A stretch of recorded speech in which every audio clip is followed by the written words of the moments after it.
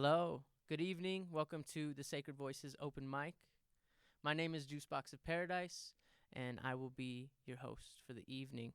Uh, it's my first time hosting for Sacred Voices, and to read their mission statement, I am going to use my phone. Um, but I would like to share a little bit about Sacred Voices. Sacred Voices promotes unity and healing among Black, Indigenous, people of color communities through creative expression while empowering youth to find their voice, power, and become leaders in their communities. We're happy to have you all here tonight. I'm excited that I get to see. I haven't seen anybody here perform yet, so I'm excited. It's my first time to get to hear what y'all have to do. I already got a sneak peek for the mic check, and it sounded wonderful, so thank you. If you want to keep up with Sacred Voices, be sure to follow them on social media. You can see all the social medias behind me. Maybe, I don't know, on the TVs. They have facebook.com/Sacred Voices Denver. They are on Instagram at Sacred Voices Denver, and they are on Venmo accepting donations at Sacred Voices. So if you love anything that you hear tonight, which I'm sure you will, please feel free to donate so that we can continue to keep this happening and to keep this going. What else? I want to say that you can say whatever you want when you were up here. You are not going to be censored, but please keep in mind that this is being recorded and will be edited for a public access television channel. And so if you cuss a lot, your performance might not make it onto the public access TV version, because even though we don't censor here, TV likes to censor there, just to make sure that it's friendly for everybody. On top of that, I'll say, because this is being recorded, if you would not like to be featured in any of the recordings, then let us know that, and we can take you out of the videos. It's up to you. I don't think anybody here is new to performing, so this might go without saying, but on the off chance that anybody is performing for the first or second or maybe just their third time, I'm going to give a little demonstration on proper mic etiquette. So if you notice, as I stand at the microphone, I'm keeping a good distance. I'm making sure that my voice is projecting loud enough to be heard, but I'm not screaming into it. I'm not standing too far away and talking too quietly. And also, do not hold it here if I hold the microphone. That will block your voice and it'll sound muffled. It won't sound too good. So if you like to hold the microphone, I always make sure to keep my hand behind the head of the microphone, and I suggest that you do the same. Anything else? No, I think I ran through the checklist. So I would like to start with a land acknowledgement. Take a deep breath. Tonight, we are in this beautiful studio located at 2101 Arapahoe Street. And always, whenever I do a land acknowledgement, especially at a space that is located off of a street named after indigenous peoples, like to address the irony behind that, right? We are on colonized land, yet they have chosen to name the streets within this colonized land after the people whom the land has been stolen from, like the Arapaho. I believe that is in attempt to memorialize people like the Arapaho and make them seem as if something of the past, something of historical content, something of historical value, but that is not true, right? The Arapaho people are real, they exist, they are here, and they have been for long before our time, and they will continue to be into the future, and they are not the only ones. All indigenous people from all across the world still exist, and it is important to remember that this land, even though we live here now and we call this land home, it was home for other people before us, and it will continue to be their home as we go forward. So I would like to shout out the indigenous tribes that I know used to exist on this land and still do exist on this land. If you feel so called after I say their name, feel free to say their names back to me as a sort of call and response. If not, there's no pressure. But it is helpful to do so in order to keep fresh in our mind and make sure that we remember that the indigenous people of this land are still here, and if their presence lives with us, then their presence lives elsewhere as well.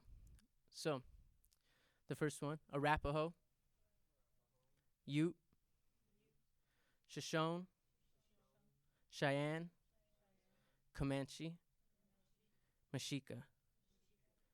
One more time, the Arapaho, the Ute, the Shoshone, the Comanche, the Mexica. Let's take a deep breath and a moment of silence, not only in gratitude for those who have tended the land before us and continue to do so, but also just in gratitude for the earth itself.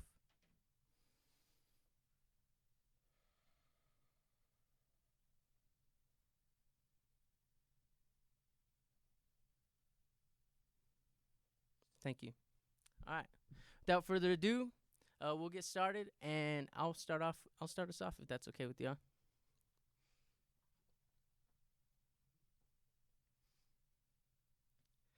I'm gonna try to keep this quick, dog. My time is light.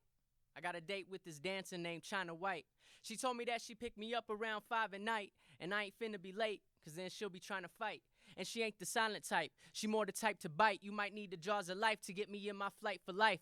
That's my kind of type. It's the type of shit I like. She like it deep inside, cause she don't like what's deep inside her psyche. I'm such a shithead. I get bread until I get dead, but at least I think about who's starving even when I get fed. See, they fed information, then led in formation, dying for a country that ain't even your nation.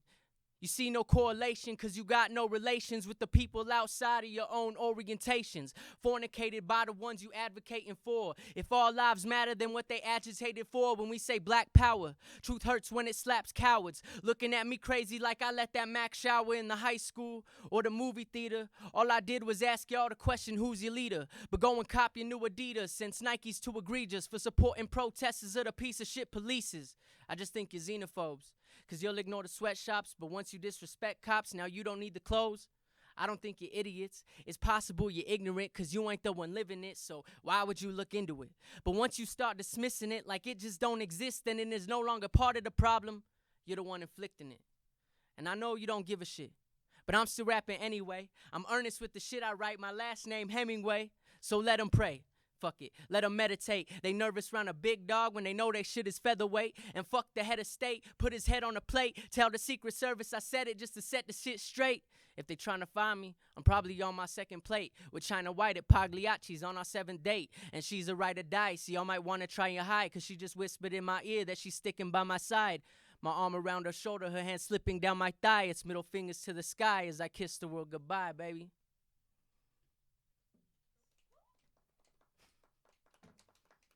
All right. Thank you. Next up, we're going to bring up our first performer of the night. I'm not sure of their pronouns, but I do know their name, and it is Charlie. Let's give it up for Charlie.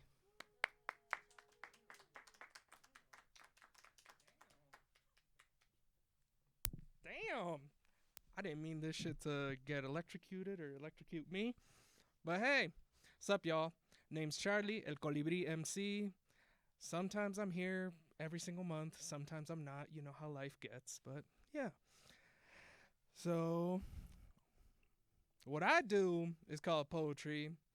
Not traditional, but hey, as you can tell, I don't look the part. But I'm just let my words do the talking. Hola, my name is Charlie, yes, spelled with an X and a Y, because my native tongue has a lexicon that doesn't have a CH prefix written as a CH and a Y, because my tia wanted me to carry my dad's name, but still be unique. Plus I have a Z in my last name, so it completes the whole XYZ collection. Where are you from? Denver. But where are your parents from? Why the hell you ask?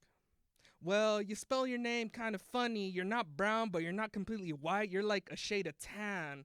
So what are you?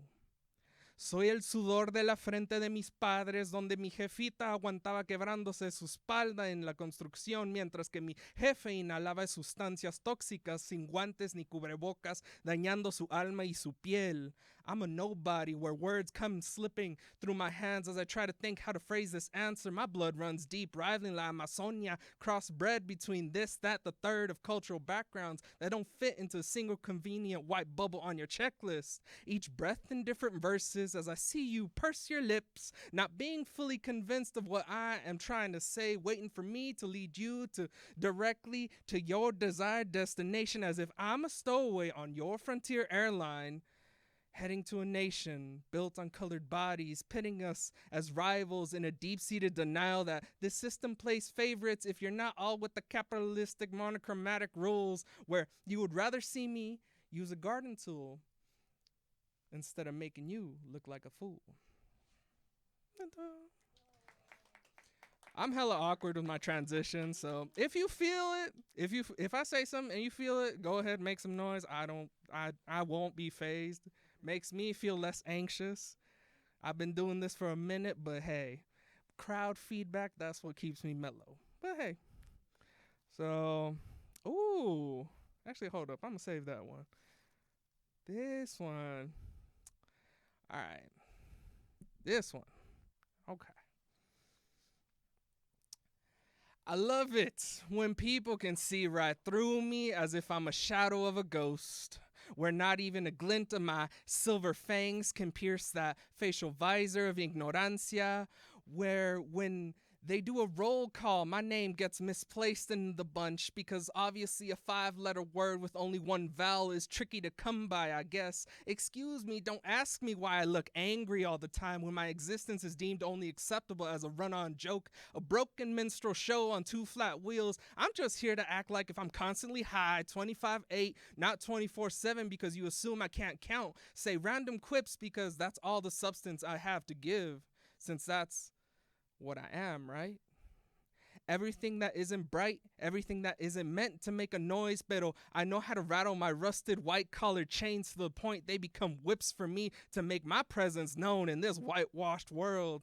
But I forget, sometimes I'm never meant to be seen because why do you keep savage animals in plexiglass enclosures? So your Caucasian glares can stare and throw peanuts at my so-called skin folk who've drank in gallons of your lace Kool-Aid can point with you and shout how much better it is to gargle on Uncle Sam's testiculos, postmarked with manifest destiny, because from sea to shining sea, you can't disrupt the status quo as you can see. You only seem to hyper-analyze the white and black paradigm, but what about me? Somebody who isn't neither but tied to both ends con mi piel de almendra y cabello negro. I mean, since you see me scowl for no valid government-approved reason, I'm angry because I'm not seen as anything different than a tool to make you look better than the rest of the clan members during your quarterly clan meetings as you jerk each other off to your own clan gospels that preach white is bright, white is bright, white is bright, white is bright, white is bright. I'm tired because my voice hasn't stopped. And it never will. It never will stop stealing oxygen from your white lungs, from your white souls, from your white lips. Because my skin tone, I'm neither there nor here. I'm the cultural Schrodinger's cat where I exist as a beautiful mistake on your star-spangled flag, where my voice shines both here and there, but never where you seem to be looking at. Because to you, I'm just another forgetful face. You can just take a photo op, but move on while my blood keeps trickling down my wrists, left hanging until your next Sunday church sermon. Dun-dun.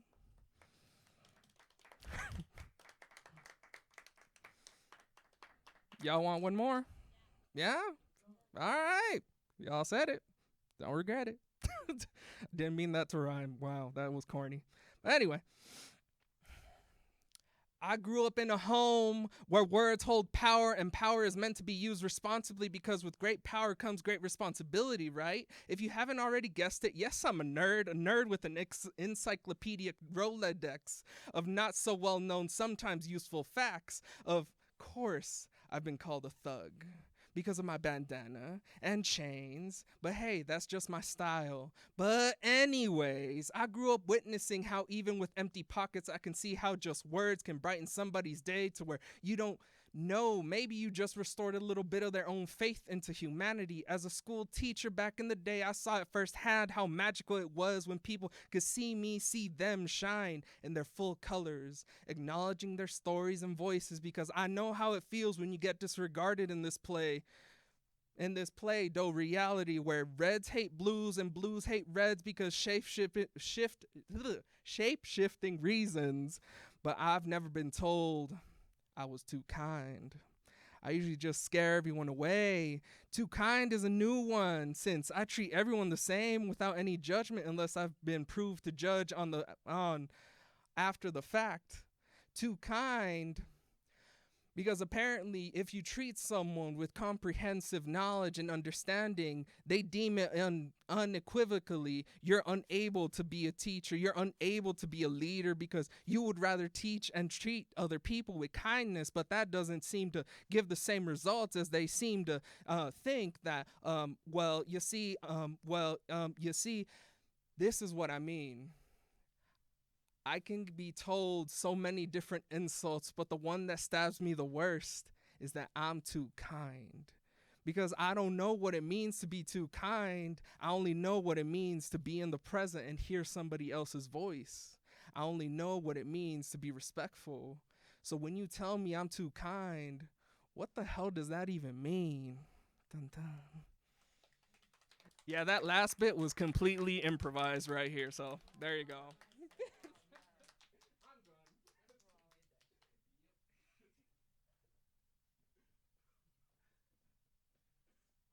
Wonderful. Let's give it up again for Charlie. Yeah, yeah, yeah, yeah. Sweet. So we have some more people walking in, so I just want to reiterate a couple things. First one is that this is being recorded. If you're performing tonight and you do not want to be featured in the recording, just let us know that, and we can take you out. This will be used on social media. You can use it for your own social media, and on top of that, it will be edited for a live broadcast on TV, or not a live broadcast, but for a broadcast on the public access television channel. So you can say whatever you want in your performance. If you curse a lot, then it might get taken out of that public access TV version, but it will stay in the rest of the versions. Also, if you did not get a chance to sign up for the list, and you have walked in at some point after we already started, just see me so I can get your name and put it down and get you called up here. Where'd you go, Charlie? There you are. Sorry, these lights are bright. So I'm curious, where are you from, Charlie? Denver. What part? South Denver. Cool. Yeah, nice. That's I'm from the Harvey Park area. Yeah. Where did you teach? You said you were a teacher? Oh, wow. Nice. What did you teach? Cool. Yeah. Wonderful. K through 12 before they shut down the program. Any other K through 12 teachers in the audience? No. I'm a K through 12 teacher. I teach middle school and high school music production. So my heart is with you. I understand. I understand the struggles. To all the teachers out there, I understand your struggles. Much love to y'all. And to all the kids, we love you too. Speaking of, this is Sacred Voices, an organization that is ran for the youth.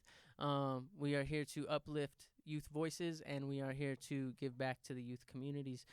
So be sure to follow Sacred Voices on their YouTube channel, on their social medias. You can find all those things at sacred-voices.org. Any links that you need for the YouTube or the Instagram or places to give donations, all goes back to Sacred Voices and helps the youth get their voice out there, and goes to BIPOC communities. I'm trying to think if I have any other questions for you, Charlie. I don't think so. So I would like to bring up our next performer, Dragon. It's your turn. Let's give it up for Dragon. Hello, I'm Dragon. It's spelled with a J. It's J-R-A-G-O-N, because it's a phonetics thing. If you know, with a J sound, it sounds basically the same as D. So I guess I'll introduce myself a little bit more. I'm one of those people, but everyone just like fucking hates, like loves to shit on. Like, people are like, oh man, like people from California and Texas. I'm from both California and Texas, so it's like double hatred. But like, I don't say anything. Just don't say anything. Just let it go. Let them do the thing. But I think one thing that I benefited from in living in Houston, the Bay Area, and now Denver is like the privilege of seeing so many different organizers and organizations, so many different literary scenes. It's really inspiring. You know, it makes me think like what we can do with cross-pollination, like just different organizations, like so exchanging I don't know, information, events, people, and introducing them to other orgs, like so you know, I think this is one such event, and I'm really grateful to be here. So yeah, I will start with reading this poem. It's about my life. Wondering with whom I will eat from now on. Okay if you don't want to say sorry. Okay if you hate me. Only want to say, since we haven't talked, getting blurry on who I am. Okay to be blurry. Okay to be sorry. Okay to be sorry and proud of surviving. Okay that we did what we had to do, maybe. Keep doing. Only want to say I don't know quite how to feel whole without you. I question who I am at all, why I'm running, am I running for. Think of you then, across the table. Sometimes there are bright bowls of dewy greens, sometimes a glistening roast. Okay that you always had tofu stew or rice porridge. Okay that in Korean and perhaps other languages, family means people who eat together. Okay that we make family anew with each meal. Is it okay? Will you be okay? As long as I'm okay, try to be okay. Okay, the sound a door makes when it slips shut. Okay, the people inside still eating without me. Okay, okay, okay.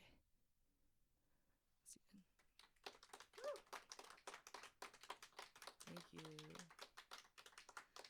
So I had the again opportunity to spend like a weirdly large amount of time with chickens in the past like 2 years. Like I was looking for a place to stay in Houston, and the owners actually, so you know, people in the lit community, that's how I got the job. His you know, family, dad's like editor of op-eds in the Houston Chronicle, which he said is probably gonna die in like the next 3 years. Because there's more people subscribed to the New York Times in Houston than that. But then, you know, op-ed editor, and then his wife is organizer. She organizes a workshop organization called Grackle and Grackle, after the birds. And yeah, fantastic workshop. So I had the job to like babysit the chickens and the dog and the cat, and like stay in the house basically. So it's cool. It's like I'll look fondly back on this. But yeah, I'll continue. The chickens anchor me with their feather weight. I've turned benevolent keeper of fragile, rapid bodies and heartbeats. The word selfless floats across my mind, but I'm not without self. I occupy a self more grounded and rooted than ever before, paradoxically because it is more diffuse. My self hovers, shimmers in the trees, as clouds of gnats buzz round rotting fruit, spilled feed, the dust rising from the bi-weekly changing of the coop's hay. Each day I am compelled to rise by 9 to release the chickens from their sleepy coop. Often peevishness rises in my throat as I pry my eyes open to the shrill chorus of their morning chit-chat. But by the time I have loosened the carabiner from the rusted latch, I've also shed my wish to return to bed. Their autumn kerfuffle has gently shaken me awake to the pleasure of living. Sometime later, I check the glazed, artfully cracked flower pots for their cream brown eggs. I realized my own body had never been attended to with the same assiduous consistency I gave to the chickens. Perhaps I had been cared for, but I'd always had to pay a price so high that money couldn't buy it. By this I mean love. By this I mean I've paid for half-hearted care by giving a lover license to wound and batter my love. I've paid my way in this world by minting my heart into a tarnished coin. Why has it been such a painful struggle to see myself, even possibly, in the reliable glow of daily tenderness? A few days into my tenure as their caretaker, the chickens stop laying eggs. I take note, feel dismay, concern. I wonder if they feel traumatized from the absence of their usual family members. I wonder if they're getting enough to eat, whether they're confused by their new waterproof feeder. I start to observe them as they eat, taking my customary notes. Scatter more dried mealworms, the chicken equivalent of potato chips, around the yard. At dusk, I cock my head close to the wire mesh and listen to their soft clucks. Now I see that I give these attentions freely to all beings, especially those who've entrusted me with their health and safety, or the health and safety of their beloveds. I give because I can afford to. I give because I'm a human who has grown strong and gentle and capable. I give because love is a synonym for survive through the grave. I survive in the comfort of a coop, in the secrecy of egg laying. Survive in rays of sunshine, striking the tin water bowl like a cymbal. Survive in the click and whoosh of a door opening and closing. In the trickle of a forgotten garden hose, a cool drink for a cocky stray cat. The swarm of ants attempting to swim. The slow blink of a chicken's eyelid shielding a bright crimson eye.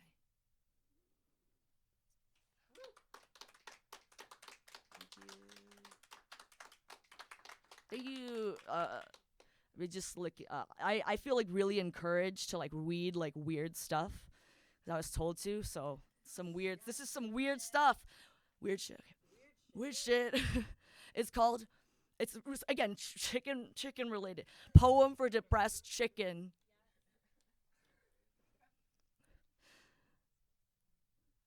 For so long, I've been shattering thrown stony hatred into pebble with my aching shit-stained grin, collapsible jaw, smile broken now. And I'm ready to die without eulogy and kneeling. I'm so ready to fold my marrow-smeared full house and myself back into the stacked deck.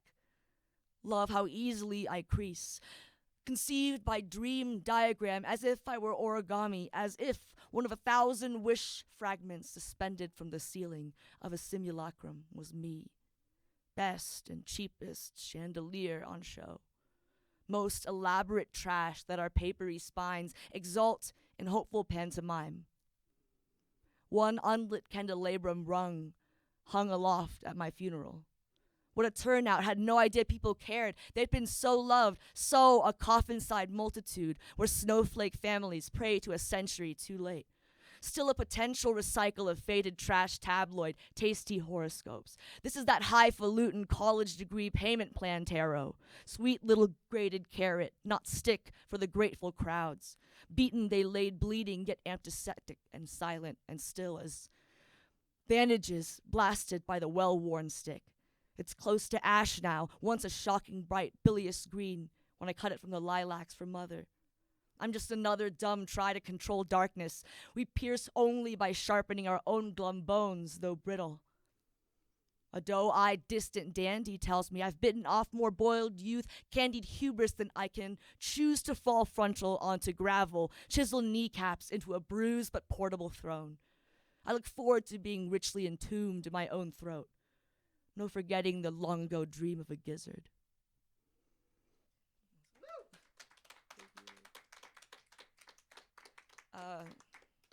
I guess I'll read one more. This is called Poem for This Older Dude Who Blew It in 3 Dates. I'm not gonna say his name, but he's at Houston. He knows who he is. Anyway, yep.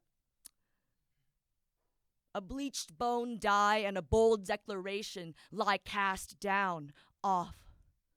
Naming what cyclopean beast to which no peons can be penned, what protean measures of bliss may be gleaned from a stage play in which I parlay the part of fuck toy, a plush coin purse's worth, enough surplus to deluge a docile pocket.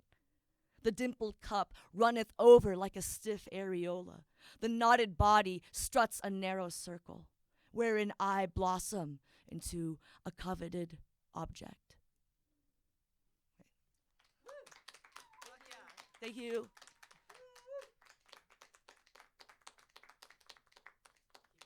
Keep it going. Keep it going. Yeah, keep it going for Dragon. I'm pulling this up. I love hosting. I love hosting things. Wait, I love hosting things. But this interaction of like one person to the microphone and then me to the microphone and then another person to the microphone, it always feels like just so impersonal. I want to make it a bit more personal. So I'm curious, like what takeaways, like what stood out to you from any of those poems or from Charlie's poems, like a line that stuck with y'all or like something that you're going to take with you when you leave this room tonight. Anything for y'all? White audacity. Yeah. The caucasity of it all. Yeah. Yeah. Totally. I'm like really mesmerized by the idea that like tending to chickens can teach you so much about yourself. Really specifically the line about like tending to the eggs and realizing that you hadn't given like that much care and attention to your own body before is something that I can really relate to, is like being a parent and being a teacher and like realizing, dang, I give a lot of energy to a lot of other people and like I don't even take my own advice that like I give my loved ones all the time. And it's, who would have known you can also get that lesson from chicken eggs as well. Yeah. Yeah, thank you. Anything else? No?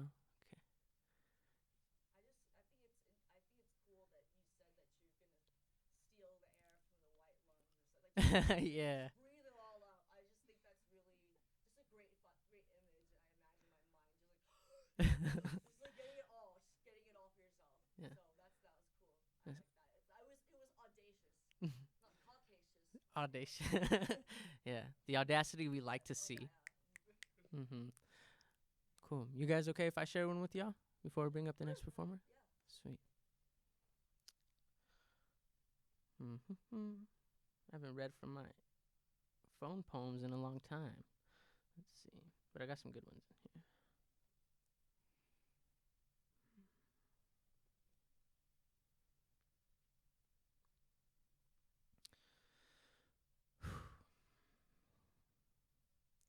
She tells me, I love you so much I can't put it into words. And I smile because I believe her. And I tell her, I know what you mean, but that's not completely true. The truth is, I know exactly how to put it into words. The words came to me the first time it rained this spring. As I was driving home after another night of sinking into you, listening to the water slush under my tires, the words rang out to me like thunder. I love you like I love the rain. When the wind is calm, the sky is gray, and the world is tame, I love you like I love the rain. When it drops against my window and it sounds like it's whispering my name, I love you like I love the rain. My mother and I haven't always agreed on much, but we've always agreed that the best weather is rainy weather. Life and I haven't always seen eye to eye, but we have always agreed that the rain makes everything better. Every climax of a movie, every cheesy R&B music video, every perfect lo-fi hip-hop beat to relax/chill/study to, every dip in a hot tub, every camping trip, every late-night cruise, every smoke sesh with the homies, all this made better with just a little bit of rain. That's why I've always wished it would rain a little bit more in my hometown. Denver is so beautiful. The Shoshone, Ute, Cheyenne, Arapaho, Cherokee. They knew what they were doing when they decided to call this place home. And the colonizing, hetero, cisgendered, rich white men knew exactly what they were doing when they took it from them, because this land is so beautiful. But I will admit, it's a bit dry here. And when it gets hot, you know what they say. They all say it.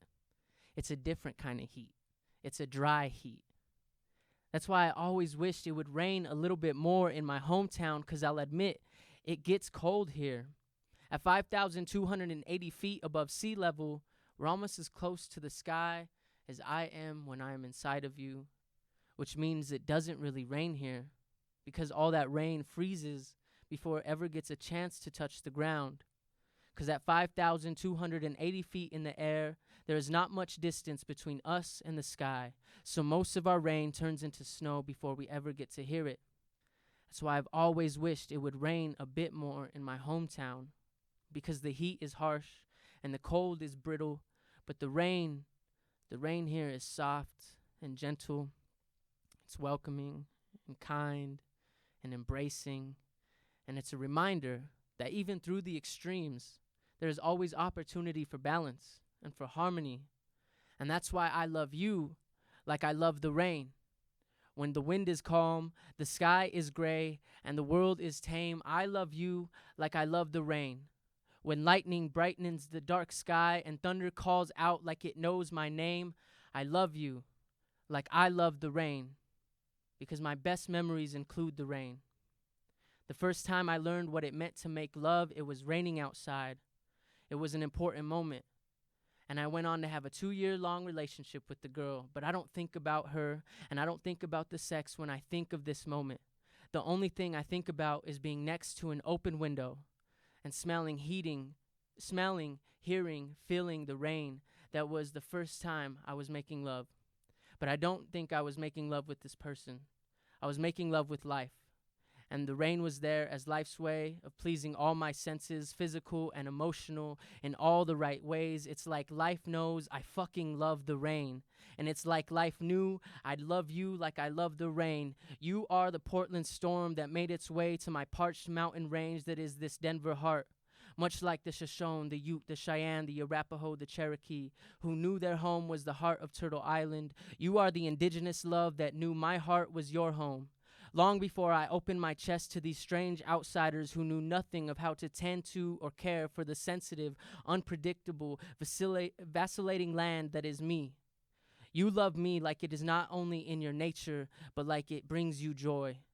To fall into me, to sprinkle yourself upon me, and I love you like it is in my nature to love you.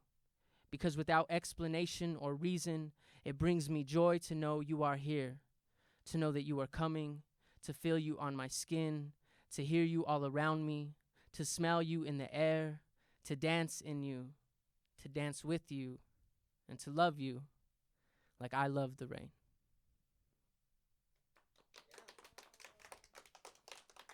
Thank you. Thank you. I appreciate y'all. So, before we move on to our next performer, I want to remind everybody that this is being recorded.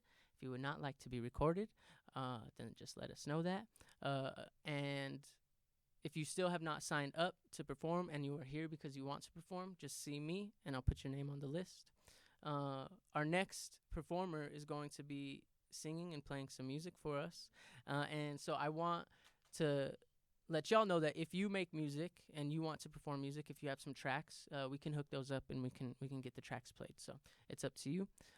But without further ado, let's welcome China. Yeah, I remember, right? Yeah, China. Yeah, China.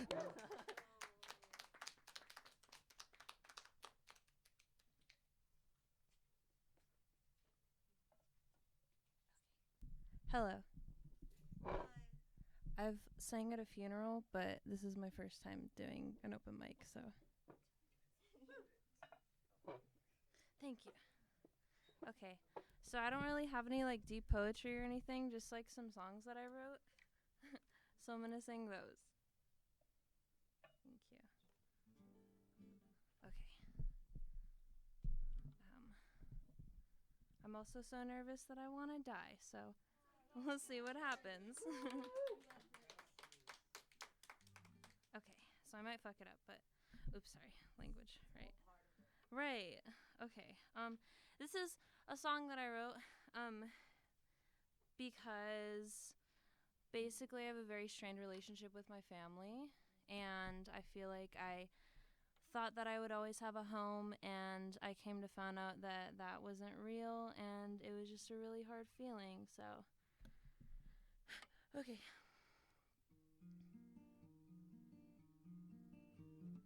Wait, I don't know if y'all can hear it. Okay.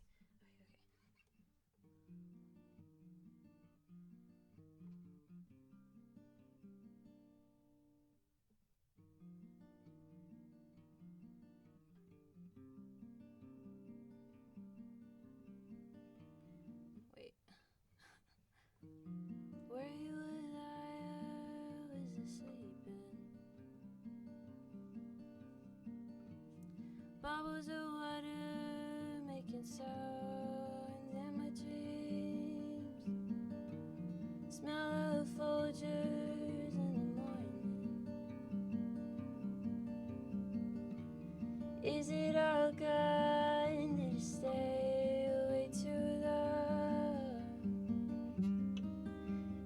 Heaven or hell? Wait, I messed it up. Heaven or hell? Do you think it?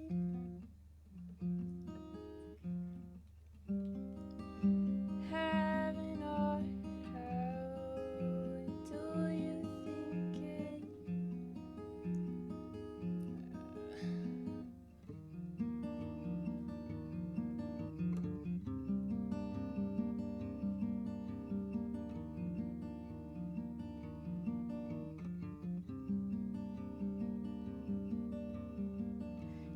Have a home on the hillside.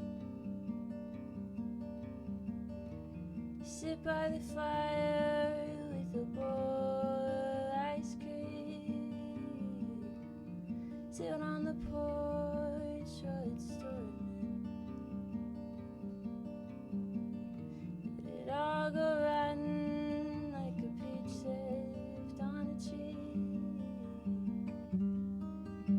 Heaven or hell, do you think it? Roses in the night, so you think it? I'll agree to disagree, 'cause it's gone.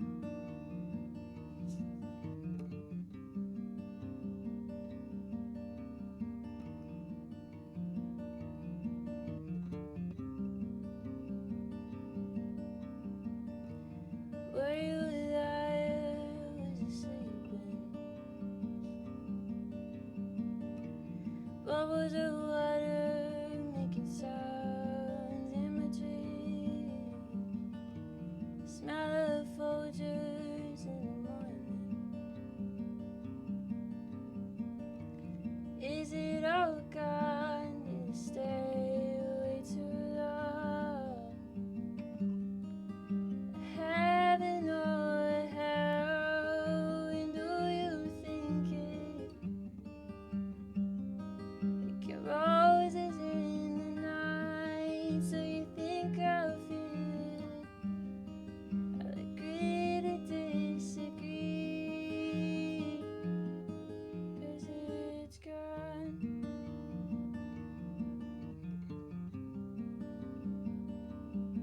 And it's done.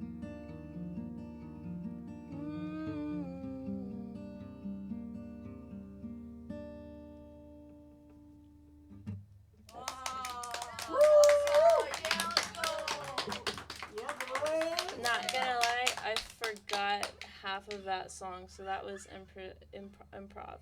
Cool. Yeah. That's what it's all about. Okay, cool. This is the second song that I wrote. Hopefully I remember this one, so we'll see what happens. This might be a little better. I have more practice doing this one.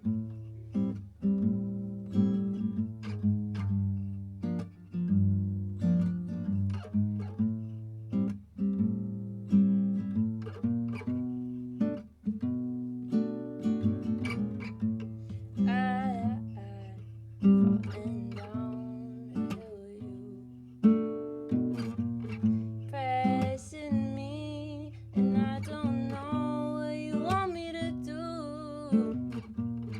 Am I naive? Can I still breathe, or is it true? Stop looking at me that way. Stop. Don't wanna plead, but there's something about you. I'm losing my mind, or I'm about to. Laying in bed with someone else, thinking about you. Am I naive? Can I still breathe, or is it true?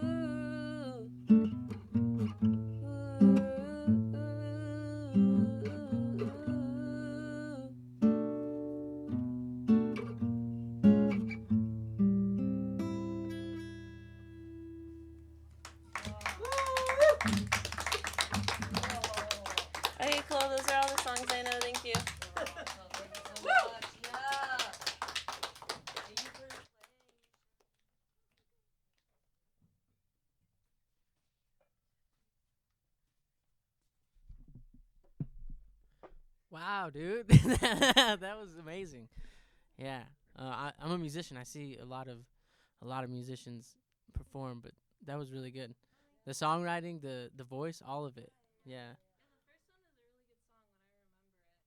Yeah. It was a really good song even when you forgot half of it. Yeah. Yeah, that was great. I'm gonna definitely have to. Are those out like on Spotify or anything?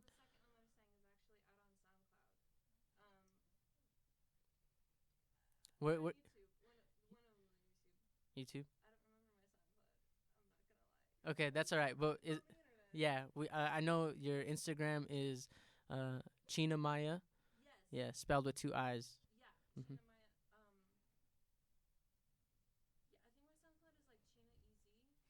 Okay, something like that.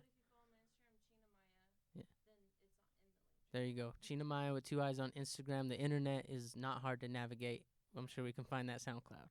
Yeah, yeah. How long you been writing for?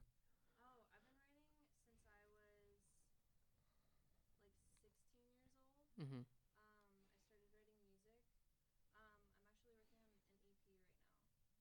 Cool.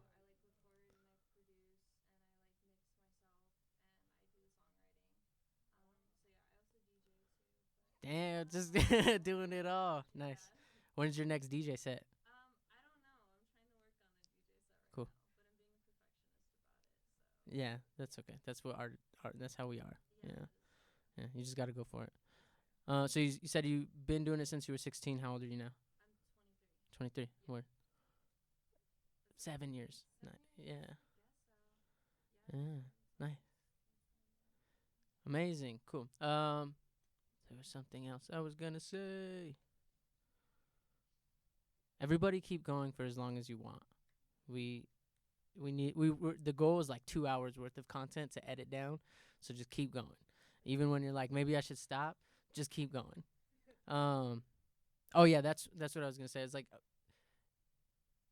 we can never not get nervous if this is what we love, right? Like if this is us pouring our heart and soul out, like we're always gonna get nervous. But everybody that has gone up tonight so far, and everybody that will go up tonight, just like know that you are rocking it and killing it, and like go up there with those nerves, but also like carry yourself like I know what the fuck I'm doing, because you do, and y'all are proving it.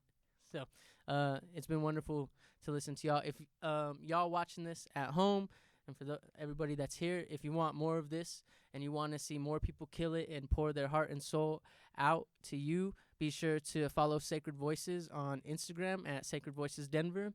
Go to sacred-voices.org, and you can find links to YouTube and Facebook and all the socials there. All right, let's hear it one more time for China, and keep that going for our next performer, Emma.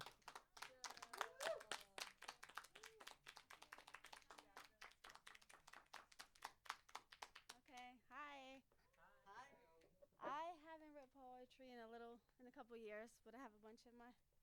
So I'm using this to get myself back on track. Okay. All right. I'm from New York, so I'm in Denver now. All right. I'm nervous. Let's see. All right. This one is my life has been a game. This right here is chess. Each piece having a purpose, so I'm here strategizing every little thing because I'm not used to this. Having a team, being the queen, how could I revel in that? When I was born on crack, I was a toss up. Can I start over? All right, I'm gonna start over. All right, all right. Okay. My life has been a game. This right here is chess. Each piece having a purpose, so I'm here strategizing every little thing because I'm not used to this. Having a team, being the queen, how could I revel in that when I was born on crack? I was a toss up, a game of rock, paper, scissors, and I was cut off. Have you ever sat in a hospital for 6 months because nobody wanted you? It's like I've been playing a game of charades my whole life. You can see my actions but never figure out what I was going through.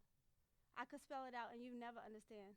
But how could I blame you when I never got past round 2 of the spelling bee? They asked me, how do you spell fucked? So I did that Akila and the B shit. Fuck, the past tense of fuck. Can I get it in a sentence? You are fucked. Can I get the definition?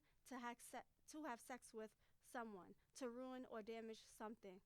Oh, that's easy. EMMA. Burnt. A little rough around the edges. Operation. That round was quicker than playing tag and never making it to base because your legs never ran fast enough. Fuck it. Let's play Pictionary. So it's a small child around 5 on all fours getting fucked by her brother. And I'm sure you jump up and scream, and without a doubt, you got the picture. I set a timer, but this round lasted 5+ years, and I was getting tired of adding more and more detail. Right when I was growing weary, you stood up and shouted, "Broom!" leaving me to sweep that shit under the table. Let's play a game of guess who. Who's next? Are you wearing a ring? Yes. Are you married? No. Not yet. Are you marrying my cousin? Yes. Are you 10 years older than my cousin that's 20 years older than me? Yes. Do you know that I'm 10? Yes.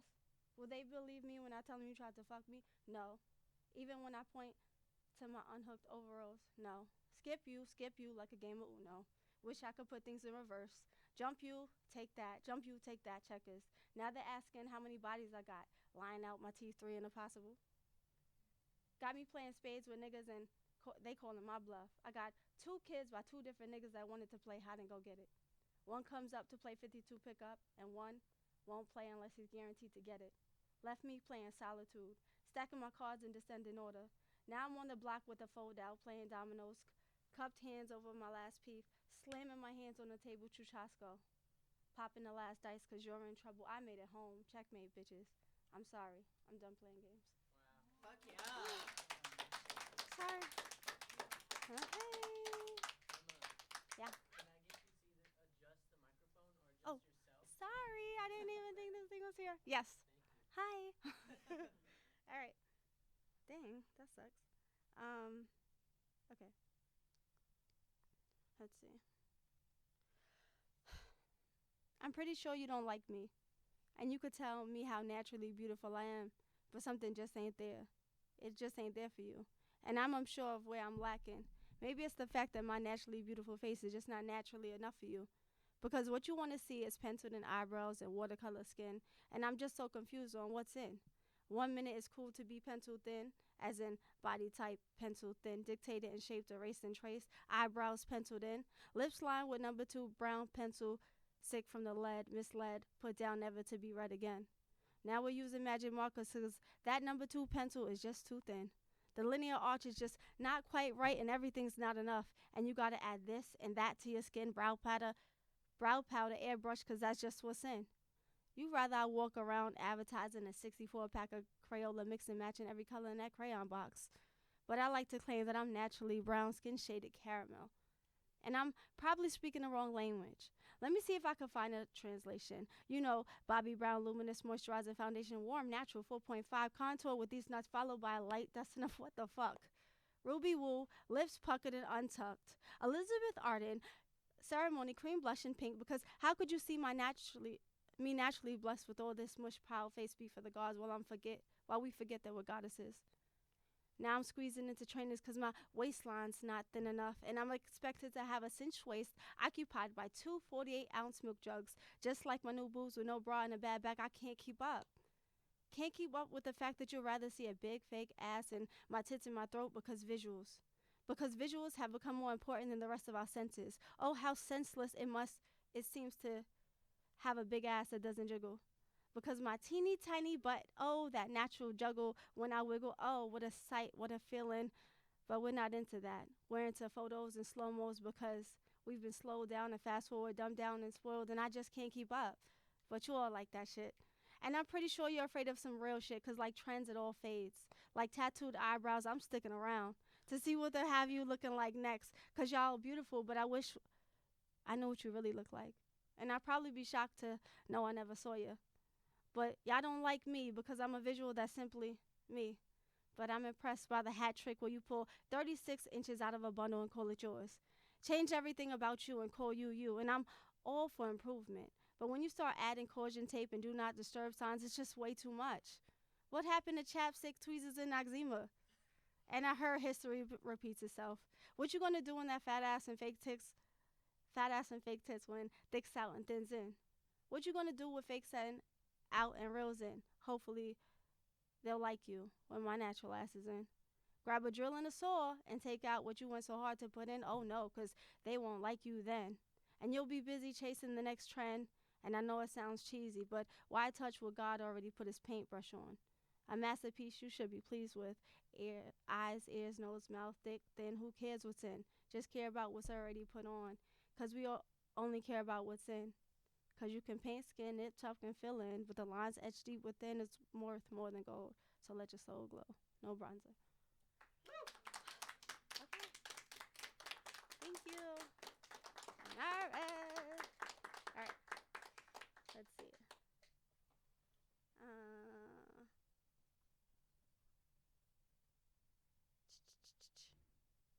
Let's see.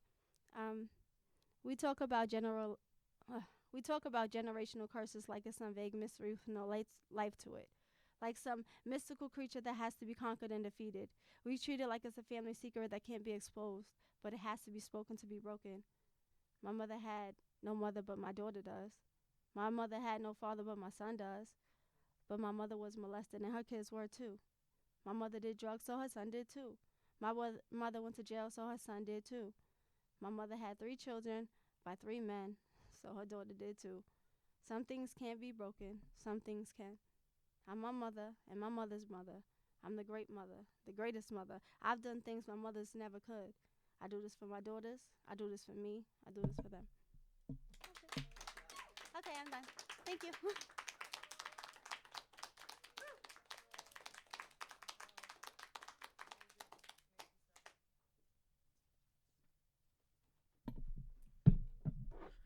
Wow. You gave me chills multiple times. Yeah, that was incredible. It's public access TV. I want to say that. Um, you came here from New York. How long have you been here? 1 year. Welcome. We're happy to have you. Uh, any questions? Anything that resonated? Anything y'all want to shout out? Anything you want to say?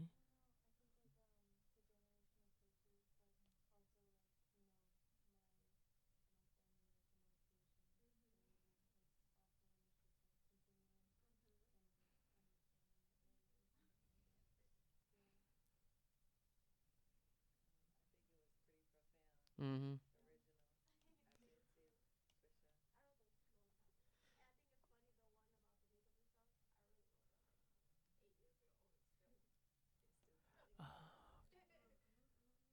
Or I just got word that what you guys are saying is probably not getting picked up, which I was not aware of. But yeah, so for people watching at home, they're saying that it's profound, it's original.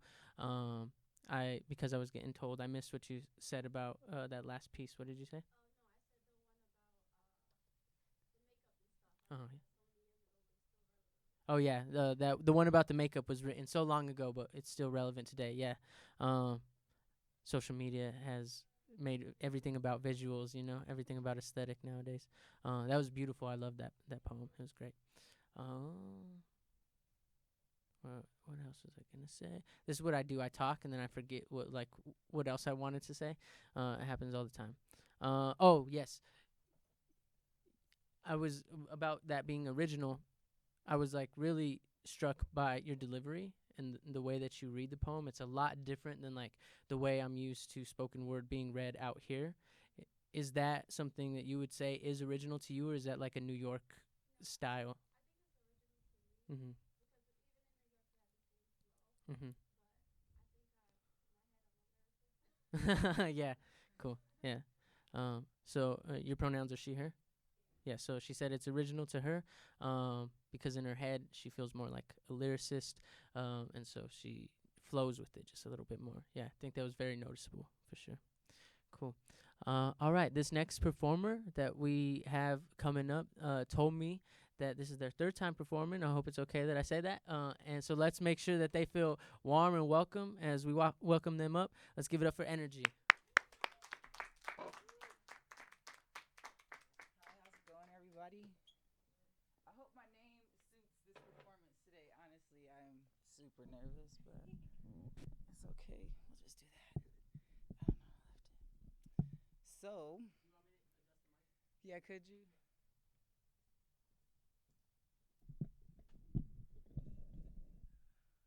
I ain't that tall. Perfect. Thank you. So, I hope everybody's doing well tonight. I call this Could You? I asked myself if I could imagine growing up with another family. A family that wouldn't call me stupid or nothing special. Imagine if I grew up around a composer to be understood by someone who feels the music, not only in my heart and body, but my mind, where I can make something fit with my rhymes. Imagine if I was around people who understood my poetry. You would have known the sensitive that's just me, more so possessive over my creativity. Imagine my mother would have thought about it more than me. I could imagine a better childhood life, thinking about it now and what it could have been and what it looked like. Thinking about me knowing all the right things to do, but yet I let my environment control me how it may have controlled you. I grew up in a barrier, and unless it was already there, it seemed forbidden. For me to think outside the box, I should have been lifted up other than put down for being different. So I knew I was right for, other than being put down, I should have been lifted up other than put down for being different. So I know I was right for loving, but how? I wanted to from deep down. I can't imagine, but then it wouldn't make me me. Would my words still have the same expression if I didn't go through my transgression? When I speak, would you hear the hurt from me? Could you think that it was me if I read you? If if I read and you didn't hear the tremble in my throat, gulping down the shame while indulging in my change? Could you hear my voice crack and will the words I use to as a description be the same words that would let you feel my conviction? Would my boldness come out when the 1% tried to make me feel like crap? How could I have made it? Then I think again on life occasion. Damn, would I have been in a better school? So no figuring out. They would have gave me that tool, and I feel like confidence would have been there, since my family would have made it clear that this is my gift, so they would feed it. Would I have fallen in my drunken time where I was cool with just getting by? Could I have reached the principal's honor roll if I had the money to rest in school and not work? Would my passion be elsewhere in a place I was making a difference, taking a stand and changing the world for what it could be, not what I've had to adhere? I fast forward and bring it back to reality, because where I'm living, I could still live my life, my dream. Regardless of where you were born and the family the gods gave you, I found that I have my mind, and for that I could still be anything I wanted to. Thank you.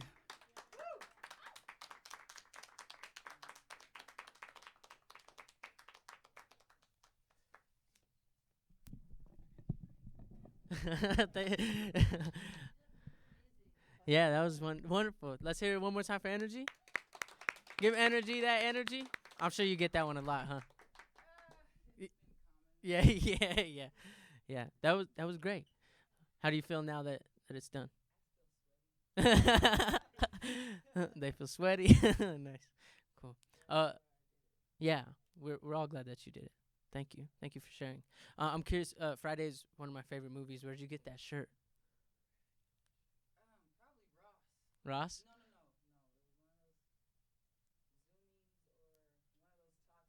it was one of those toxic places. One of the toxic places. Yeah, I yeah. didn't know because it's been a while. Or I'm gonna have to keep a lookout for it. Cool. Thank you so much. Is Alex down there? Yeah. Or no? Okay. They must have gone out for a second, which is okay. We have another performer. Let's welcome up Chris.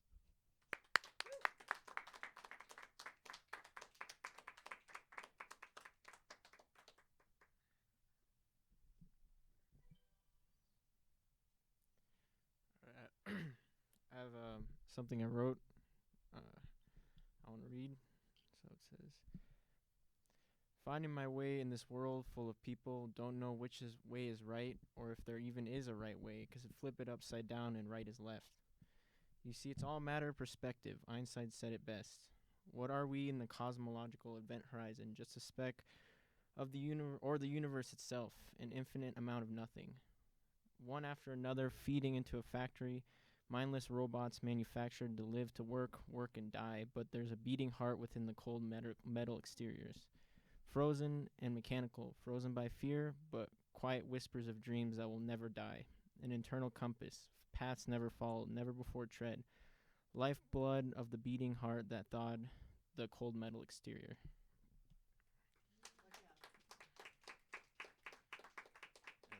I don't know if are we allowed to sing songs? Just any song? Okay. I'm gonna sing Piano Man. It's 9 o'clock on a Saturday. The regular crowd shuffles in. There's an old man sitting next to me, making love to his tonic engine. He says, "Son, can you play me a memory? Not really sure how it goes, but it's sad and it's sweet, and I knew it complete when I wore younger man's clothes. La la la dee dee da, la la dee dee da da dum. Sing us a song, you're the piano man. Sing us a song tonight. Well, we're all in the mood for a melody, and you got us feeling alright." And there's like music. Now John at the bar is a friend of mine.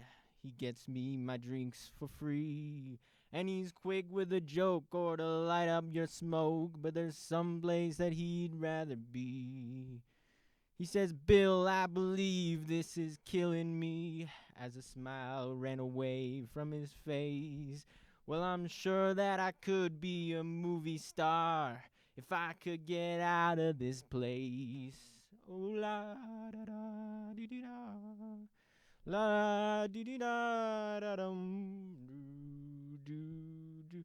Now Paul is a real estate novelist who never had time for a wife, and he's talking with Davy, who's still in the Navy and probably will be for life. And the waitress is practicing politics as the businessman slowly gets stoned. Yes, they're sharing a drink they call loneliness, but it's better than drinking alone." There's like a piano thing. "Sing us a song, you're the piano man. Sing us a song tonight. Well, we're all in the mood for a melody, and you got us feeling alright. It's a pretty good crowd for a Saturday, and the manager gives me a smile, 'cause he knows that it's me that they've been coming to see, to forget about life for a while. And the piano, it sounds like a carnival, and the microphone smells like a beer. And they sit at the bar and put bread in my jar and say, 'Man, what are you doing here?' La da da dee dee da, la la dee dee da da dum."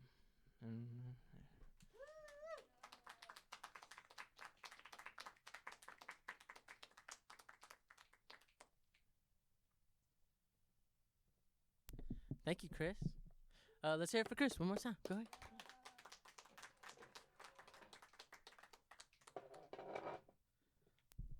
I liked your rhyme scheme on that first one. The song's called Piano Man. Yeah. What is it about that song that resonates with you?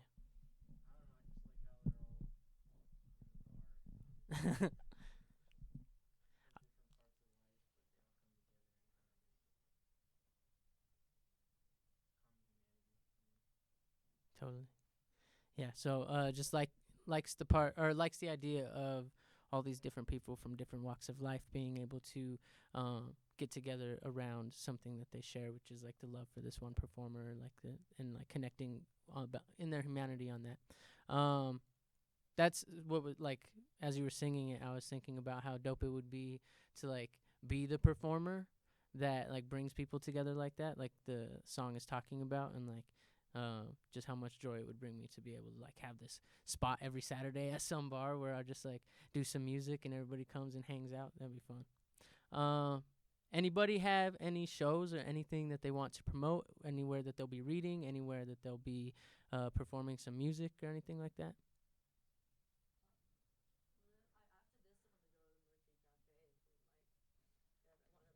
They have one every Friday. Okay. So the Mercury Cafe open mic every Friday. If yeah.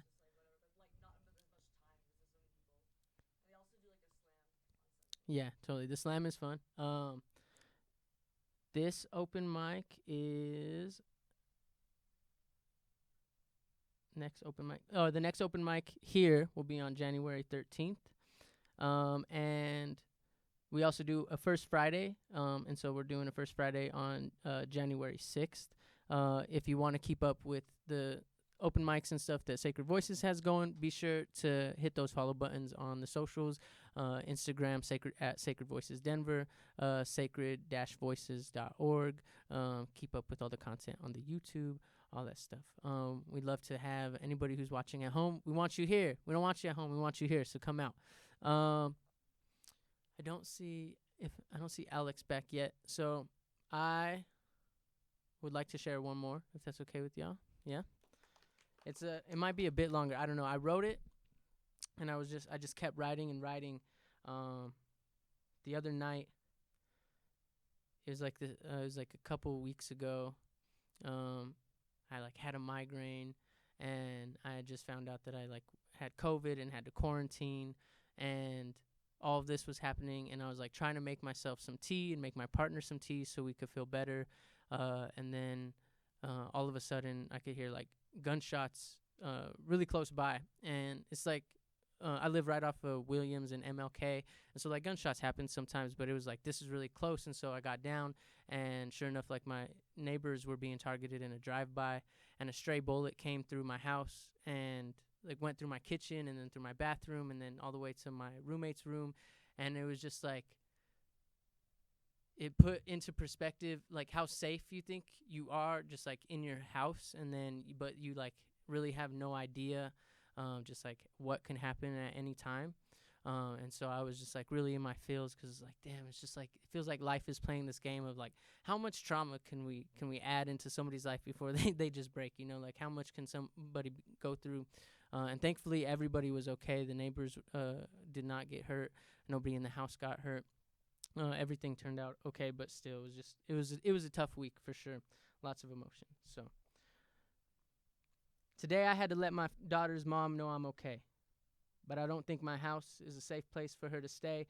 I'd like to think she could play inside of her own house without her getting struck by a bullet being something she'd have to worry about. But today, this is not the case. Just some icing on the cake, dessert for the plate of trauma I've already ate. My state of mind is slipping, dipping into hate. My body pacing, my brain racing, I can't just sit here and wait of the world on my shoulders, and the world is growing colder. It's hotter in the winter now, and it's hard to tell when fall is over. I wish it could all be over. My thoughts all over the place. It's getting harder to maintain a look of hope on my face. My students need a teacher who can fake it when they need to. Last time I don't remember feeling fucked up was sometime in preschool. Feels like prehistoric history when my mind wasn't plagued by misery. Mental pain manifested. I got the scars to show it physically. Visiting the darkest and deepest corners of my psyche. The world is scary and unreal when it looks just like me. But not even I can hide me from the truth of it. The world is horrid and ruthless. Even the most hopeful get hung across a crucifix. Even the most hopeful get hung across a crucifix. It feels useless to be so clued into a world so full of cluelessness. Truth is a journey. People only make it if the shoe fits. I do wish, I do dream. I daydream and I nightmare. Trying to remember fighting fire with fire doesn't make the fight fair. I'm quite scared. I admit it. Some might tell me that's a weakness. But you're all scared, and the only weak part of that is trying to keep it a secret, because we all know it. We all see it. I see it clear as day. You're fighting, and fighting is a response to fear, they say. So is running. And how many of us are dreaming of escape, trying to make it out the hood because we're something for the hood to take? The good, it waits. It stays just around the corner. I meet it every now and then, but good is just a foreigner. a visitor, a passerby, a companion along the road. As we travel through the suffering, good as a hand to hold. Man is bold to assume all of it's for a purpose. There might be reason underneath all the chaos on the surface, but the reason is excuse. Reason is justification. My purpose ain't to win, my purpose is to play it patient. At some point, the game ends. At some point, the game ends, I don't know what that says. Can't read my own handwriting. At some point, the game ends. Something about a conclusion. Y'all add into the chaos obsessed with winning and losing. You keep the wheel spinning. You're the hamster on the go. With nowhere to be. All the energy just for show. So you tell yourself you're getting somewhere. All the pain you feel is worth it. Like maybe there is some reason underneath the confusion on the surface. 'Cause I'm running and the scenery is changing. But the feelings inside, they always stay the same when day in and day out, I work for this payout. And I keep expecting to receive an answer for the way out. But all I get back is the same thing that was gave out the day before, and the only helps me keep the pain out for the day after. And I'm still confused how this will all play out. 'Cause as I say it out loud and play it out in my mind, I'm spending more money on a home where my daughter can't even play outside. 'Cause the cheaper place kept us trapped in a cycle of repetition. From ducking my family issues to ducking bullets in the kitchen. And I'm sure there's a reason for this trauma I've been given. The reason is that it's just what comes along with living. I'm sick and I'm tired. I'm exhausted and I'm wired. I'm fucked up, I'm drunk as fuck. I'm slumped and I'm stuck. My head is sunk. What a dump. What a world. What a fucked up option. Let go of all the desire or suffer just for wanting. I'm wandering. I'm lost. Hope don't seem worth the cost. So I'm losing it. I've lost it. Hope don't seem worth the profit. I'm a prophet 'cause I talk shit. I shouldn't, but I want it. I give it if I've got it. I earned it 'cause I bought it. And now I'm sick and I'm tired. I'm exhausted and I'm wired. I'm fired up. I'm drunk as fuck. I'm slumped and I'm stuck. My head is sunk. What a dump. What a world. What an option. Let go of all the desire or suffer just for wanting. You're back. Hi. Cool. Thank y'all. That's the first time that I've read that one out loud, so I kind of like the way it sounded. Yeah. Cool. All right. So thank y'all for listening to me. Now let's listen to somebody else. Alex, you want to come up here? Yeah. You want the stool? Let me see if it's the right height. Sometimes things are not the right height for me. Woo. Cool. Can we good? Yeah. All right. Okay. Sorry, I'm not doing anything new tonight. It wasn't originally my intention to come here, and then I thought, why not? And I didn't plan for that, so I just have old stuff on my phone and none of the new stuff that I was originally gonna perform at a later date. So, but it's okay, 'cause there's still ones that I'm fairly proud of. So, also sorry if I'm a little out of breath 'cause I just ran here like a second time. So, okay. So this first one is called Baubles. I've done this one before. I am a tongue-cut sparrow, spilling sapphire and silkworms from the crack in my beak. I pull cotton sheets taut, clawing for words like spitfire dragons drinking wine and seething love, like brown girls with dark eyes begging for flesh, like forest fires with flames like faces, like rage, like oceans, like sorrow like chasms deep enough to cut through bones like butter. These are not my words. These are not my breasts. These are not my shades of honey. These lands do not belong to me, and I can't quite figure out how. How can I spool ribbons with chewed nails, pull love and tears with shaking fingers, craft hearts from the marrow of my wings? I don't know how to count my own heartbeats. 4, 2, 10, 3, 2, 2, 5, 9, 66, 1, 2, 3. I am a brittle bone statue, burnished bronze layered over wooden blocks, carved with careful hands. The earth is blessed with salt, and it burns the cuts on my palms. I know that oceans will burst from my chest and soak my parchment collarbones blue before I learn how to sharpen the twin tips of my tongue, wipe the blood from my stinging skin strips, wipe the blood from my stinging, skin-stripped lips, and speak. That was my first one. Yeah. Cool. So that's one, and then I gotta find the other one that I was gonna do, but like it keeps doing this Zoom thing that I don't really like. Okay, there it is. So this one's an older one. I think these are all ones I've actually performed at Shades, but yeah, cool. Not Shades, what am I saying? At Sacred Voices, but you know, it's great. Second one is thoughts on interracial love. Woo! Your tongue was warm and smooth like melting butter. I'd forgotten the sensation of being held with faces pressed into my neck, breath hot and soft, pouring warm rain into my flesh. Thank you. You reminded me what it means to know everything and still be a fool, but how do I call my love golden? I'm so afraid of losing lacquered fans and borrowed sweatshirts and radio stations. You didn't smell like summer-baked asphalt or beef soup and old bread. I never expected you to. My friends tell me that was the problem. I don't know where this red string leads. The truth is, I think I'm too afraid to follow it and discover a cord I can't slice through or find nothing but frayed ends. This is frozen strawberries and warmed honey and whole milk.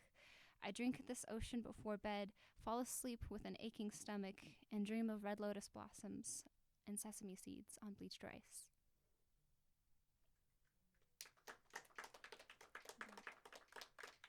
Cool.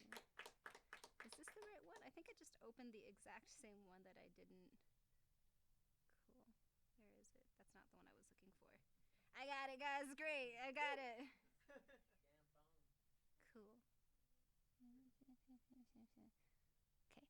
This one is called. Wait. Do I really want to do that one? Okay. Yeah, I'll do it. This one is called Mercury. You speak like a fighter, throwing thrusts and slices with the ease of someone who knows how to kill. I dodge the best I can, swinging low, weaving back and forth, in and out, in and out. Am I doing this right? Everything I know is theory. Every roundhouse, every swipe. I'm not sure how to tell you I've never willingly stepped into the ring before. I've always wandered outside the circle until I found myself at its center. I didn't mean to end up here. Surely you already know. Surely you could always tell. Our swords clashed anyways, bright, ringing sharp and hot, singing like the chime of a bell. I grind my blade down to your hilt and you shake me off with a laugh, never once stepping back to rest. You have never knocked me off my feet, but I think maybe you can. I don't quite know what that means anymore, and I can't quite tell why I'm so scared to fall flat on my ass. Surely, if I stop, it will happen. If I stop, it will hurt. I promise, I think as long as we keep moving, I will not break your skin if only you swear never to break mine. Yeah. I wrote that one for a friend. He is sitting right there. I am calling you out, Charlie. Yeah. Yeah. You know, because I showed you that. Yeah. Cool. Yeah. Cool. No, that one will make me cry, and I'm not really in the mood for that kind of cry tonight. No, not that one. Do I want to? How many people are after me? I don't want to. It's like 0. Oh, it's me. I have most of my poems are cathartic, so most of them have the ability to make me cry. So, this one is I've actually never performed. Yeah, great. Okay. So this one is about my grandmother. I actually performed this one. This is, I think, my first poem that I ever performed live. Is it the first one I've ever performed live? Maybe? Cool. This wasn't meant to be a comedy, but you can laugh at me anyways. I'm super cute. It's fine. Okay. A letter to my grandmother. Bachane. You used to make me koroke, pressing meat and potato between the palms of your hands, and I would swallow them in 2 bites, burning the back of my tongue as I pulled your hairs from my lips. I never learned your recipes before I died. Before you died. Good Lord, before you died. I wonder sometimes what it felt like for you to meet my grandfather. Mom says you loved him in your own way. I can still feel the quiet despair in your eyes when you realize you'd forgotten he died. When I look at old pictures of you, the edges are frayed and the photographs are brittle and rough. You look so much like Mom, and everyone says I look like her. I can't grasp how I lost myself in your features. When I was smaller, I used to dream that you'd met my grandfather in a field in spring, carrying a basket full of irises and pink moss, and you fell in love with the wrinkles around his eyes. My eyes are my grandfather's too, and the apples of my cheeks are yours, and I think maybe my fear is yours too, or maybe it's ours, or maybe it's just mine. I don't know the breadth of your memories. I can't grasp the ways of my own ancestors or hold those starlit paths close to my heart. Your secrets are distant lanterns drowning in empty pools. I couldn't understand you when you spoke. Your words were rounded and muffled, cradled in cotton. Hearing you speak made my jaws ache to know what that meant, but the pages of my Japanese textbooks never smelled like you, and my Tokyo tongue cannot shape its way around your diaspora accent. I've written poems about you, and I discard every one, wearing down my eraser until the metal on my pencil leaves scars on the page, empty landscapes that used to hold barracks and barbed wire fences. I didn't want to know your radiance, and now I'm grasping at your shadows.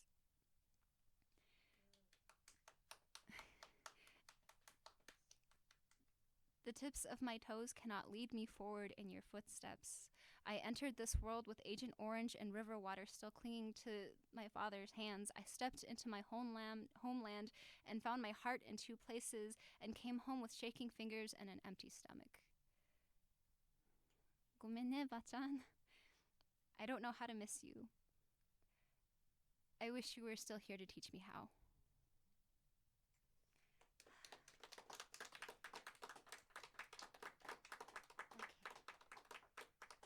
Okay, I have one last one, and I'm very proud of this one, but I'm also probably going to stumble a lot, mostly because, it's got a lot of words to it, and, my phone can only zoom so much, but also because it's just, an emotional poem, so, this last one is called Cobwebs, and this is another one I performed at Shades of Honey, which y'all should check out if you haven't, but this one's a new one to Sacred Voices, so, Cobwebs. Maybe I should actually zoom in just a little bit. Yeah, okay. Last fall, I gathered all the loose threads I shoved underneath my bed and started braiding them together. I held each knot between my fingers and framed them in gold, refusing to untangle a single strand, working late into the night, watching the glow of my candle dissolve into my skin. When I was finished, I wrapped my head in shrouds and showed my creation to the world, and I cried when they cheered. What is reclamation but reverence for the profane? For so long, I'd been taught to fear the shape of my own desire, tearing apart the messy, loose-knit scarves I'd made as a teen, armed with buzzwords and logic so sound I couldn't recognize the whiteness inherent in my desire to shame, reveling in controlling which bodies were worthy of pleasure. It wasn't until long after, when I stumbled into my rage, that I rediscovered the shape of my own devotion. I learned to trace my skin where it teeters on the border between sacred and obscene, and I leaned into it, dipped my fingers into pastels, watched a decadence like shame seep off my fingertips and dry into claws, and I tied ribbons around each wrist and called them beautiful, and I meant it. Then, in April, I spent 2 weeks unable to walk. On the worst day, I hunched over in the shower and looped a finger inside my body, shaking as I pulled the ribbons from where they had wrapped around the holes in my hip bones. I watched in the mirror as my skin turned gray, and when I opened my mouth, my lips cracked apart. I had honored the desire in my soul only for my own body to pull the shrine inwards and tear it to shreds. The reality is, I am not a stranger to my own body's betrayal.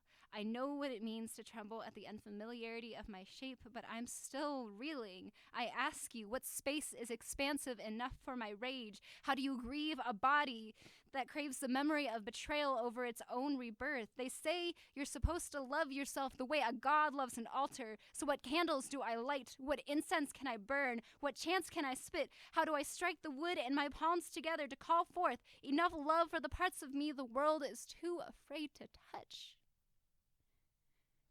These ribbons are love letters I sent to a body tangled in loose threads. You can't patch up a wound if you don't know how to sew.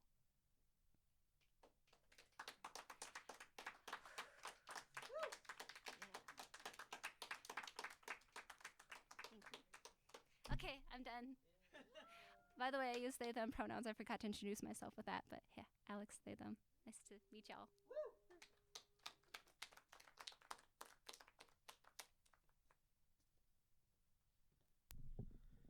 Thank you, Alex. Your imagery is beautiful. Yeah, the way you personify emotion, crazy. Yeah. Everybody that's come up tonight, y'all did so great. I've never been at an open mic where I was just like constantly impressed with every single person that comes up. Like, God, oh damn, okay. Except for maybe the Shades of Honey open mic, which you shouted out. Like, yeah, that's a great one. So be sure to check out the Shades of Honey if you guys are interested in another organization that does some great stuff like that. They do once a month type things. Yeah, in Denver, just around the city. Yeah. Yeah. Shouts out Shades of Honey. We love y'all.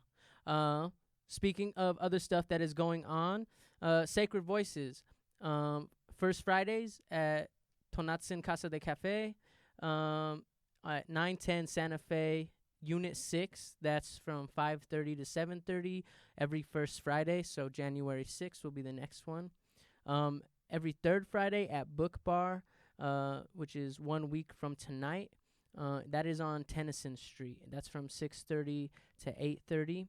And then tomorrow, today is the 9th. Yeah, so tomorrow, December 10th, from 12 to 3 at Union Hall, there'll be a writer's workshop. It says here it's a chill afternoon of writing with your peers. That actually sounds really wonderful. So come write some and find some new ideas. And if you were inspired here, like if you've ever written with other artists and you know like how inspiring that can be and like the way that energy starts to flow, whether you're writing music or poetry or whatever, it's a great thing. It's a great thing, a great practice. So if you're interested in any of those, be sure to come check them out. And follow Sacred Voices, Sacred Voices Denver. That's on IG and Facebook. At Sacred Voices on YouTube. And you can get all the links and stay up to date with everything at Sacred Voices website, which is sacred-voices.org.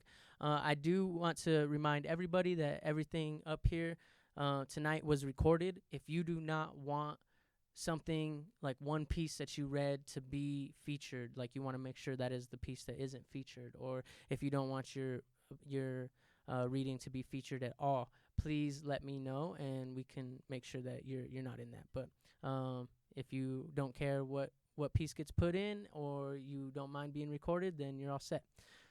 We have ran through the list of performers for tonight, but we still have some time. If anybody wants to double dip and come up and read anything, you're welcome to, or sing something for us.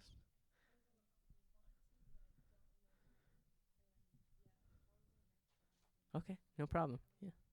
Yeah. Anybody else? Anybody else got the urge to read again?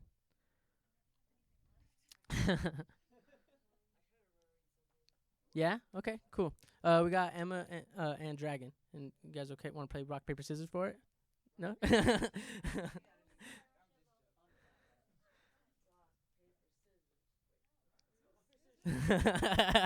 They're trying to do it across the room right now. Okay, cool. So we got time for both of y'all, but you'll just go first.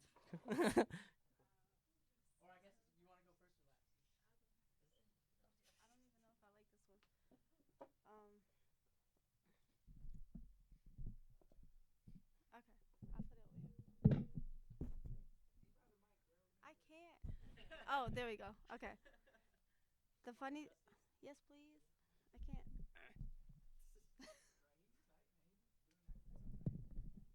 Oh, there we go. You don't want it to slip while you're reading.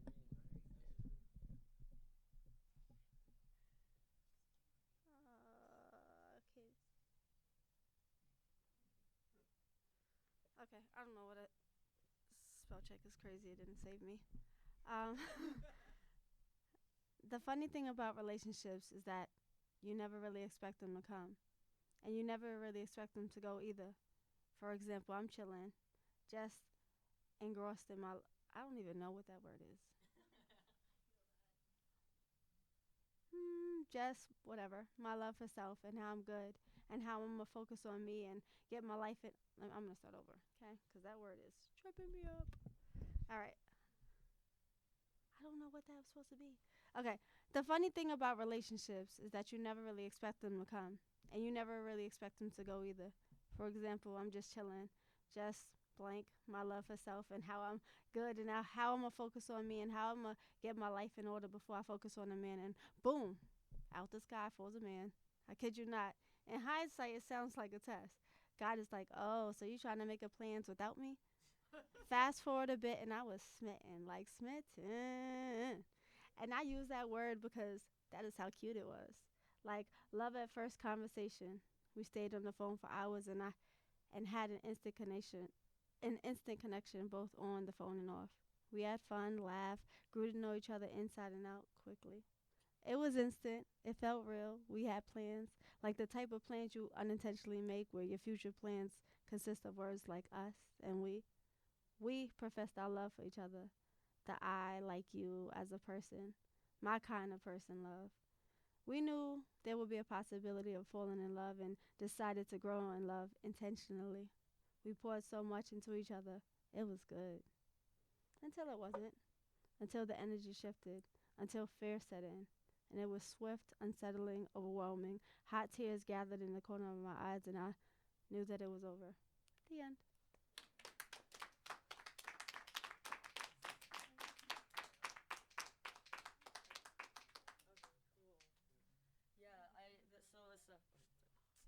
So the stuff that I read earlier was like new stuff, but like I'm like, oh yeah, I want to read like some old stuff. Like, so I mean, it's old shit, right? I feel like I need to stand actually. Like, it's just I need to like channel the energy of my legs touching the earth.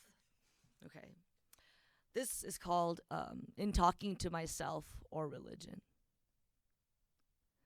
Cognition prickles at the back of my head, prayer with a crown of thorns, pressed against the muzzles of dog and gun.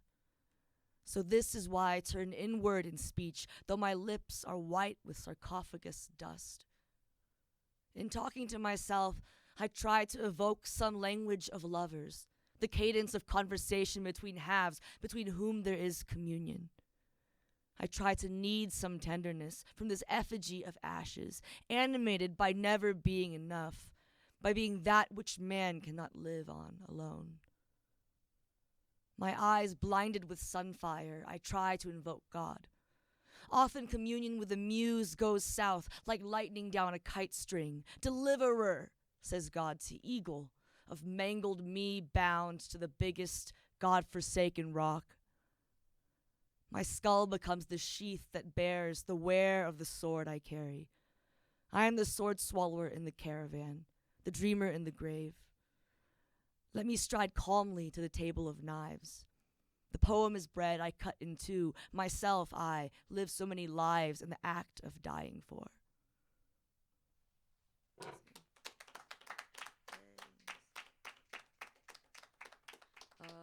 Thank you.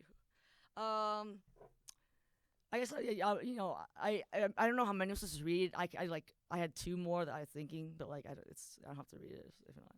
Oh, this is kind of a funny one. So, it's a little dirty though. I mean, like so many funny things. So it's implicit. It's classy. Okay. This is called "Why I Joined the Poetry Workshop."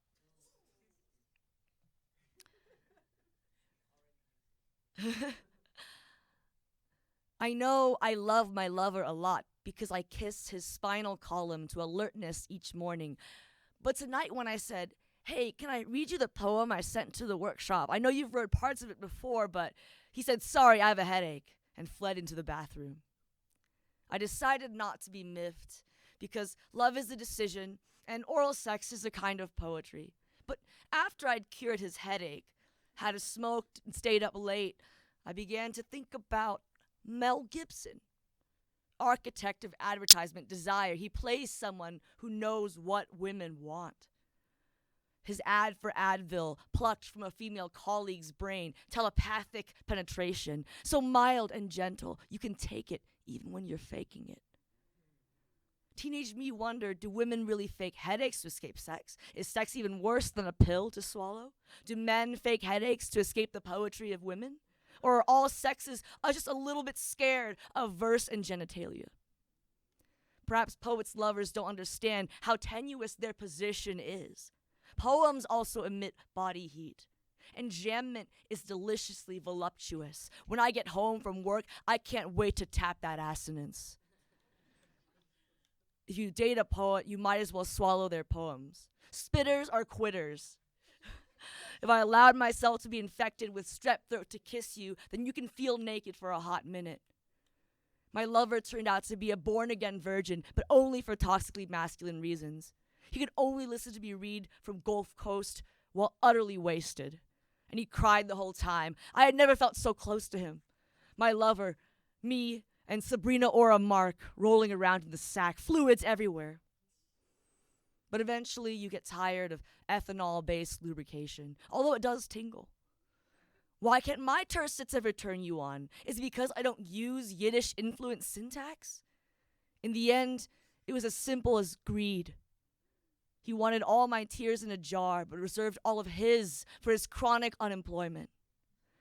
I just don't feel like a man when you take me out to the farm-to-table gastropub. I only feel like a man when you blow me, and not my mind with your command of the English language. When even that didn't work, I was forced to conclude that he would only feel secure from his own violence if I took my poetry far away to a massive artistic orgy without him. So I did. Here I am.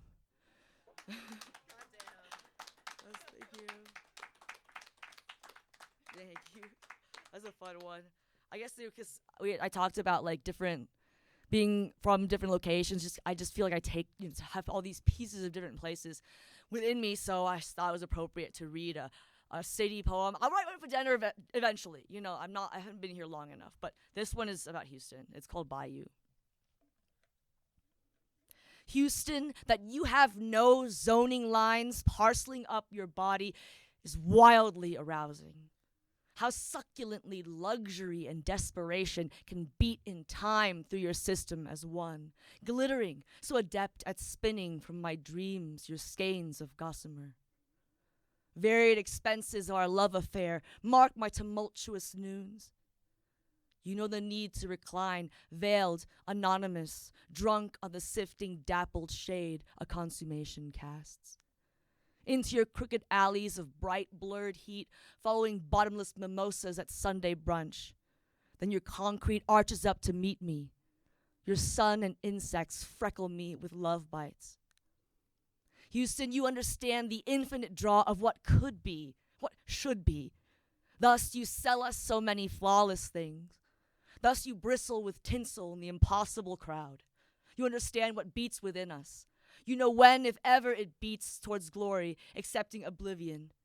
Like you, we are humbled by a dumb god of desire, contorted by a many-headed caprice, called to life with the brute force of flash flood. Right, that's all.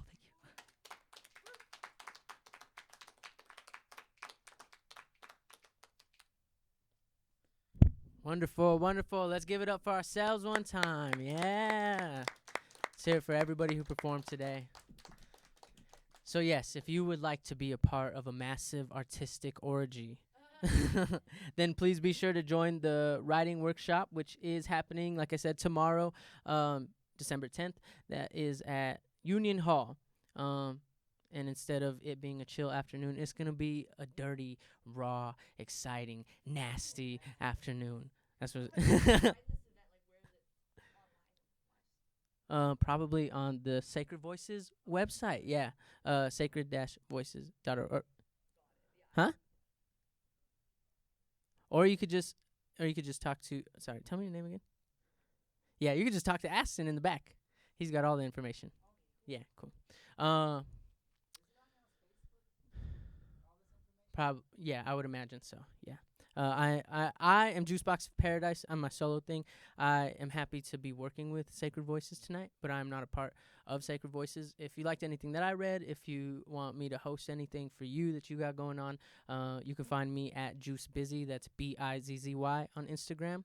All of you, I hope if you gave me your information for like your socials, we will make sure to tag you guys in any posts that we put up. Yeah, so if the writing workshop is the nasty raw orgy, then I would say like the open mics is where we get to be sensitive and make love to each other with our words, right? And so those are happening again on first Fridays at Tonantzin Cafe, or Casa de Cafe, which is on 910 Santa Fe. That's every first Friday from 5:30 to 7:30. And on the third Fridays, we are at Book Bar. So we will be there 1 week from tonight, and that's on Tennyson Street. That's from 6:30 to 8:30 at the Book Bar. All right. Thank you guys for coming out. It was great. Yeah.